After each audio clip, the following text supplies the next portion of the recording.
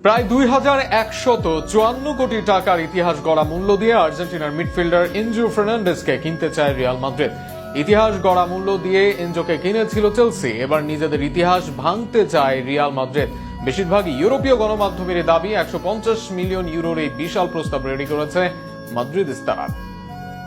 গত কয়েক বছরে চেলসি থেকে রিয়াল মাদ্রিদে পাড়ি জমানো খেলোয়াড়দের তালিকা ক্রমে লম্বা হচ্ছে।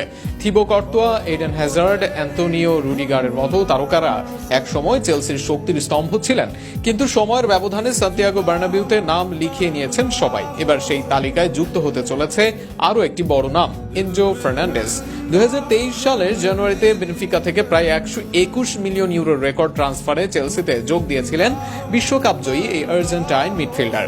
যদিও প্রিমিয়ার লিগের শুরুটা খুব একটা সহজ ছিল না তার জন্য, তবে ধীরে ধীরে নিজের জাত চিনিয়েছেন এবং বর্তমান সময়ে চেলসির মিডফিল্ডের অবিচ্ছেদ্য অংশে পরিণত হয়েছেন। চেলসির বর্তমান স্কোয়াডে এনজো ছাড়াও আছেন কাইসেডো, কোল পালমার, রোমিও লাভিয়া, আন্দ্রে স্যান্টোসের মতো উদীয়মান তারকারা। এমন মিডফিল্ড লাইন আপ যে কোনো বড় ক্লাবের জন্যই স্বপ্নের মতো।